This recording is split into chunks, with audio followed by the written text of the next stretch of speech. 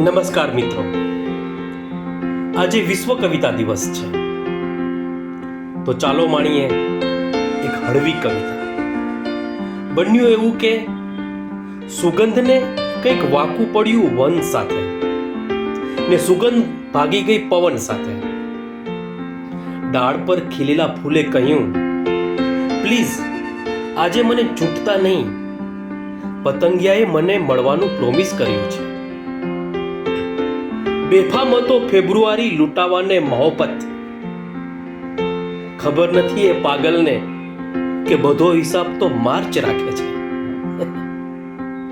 Thank you very much.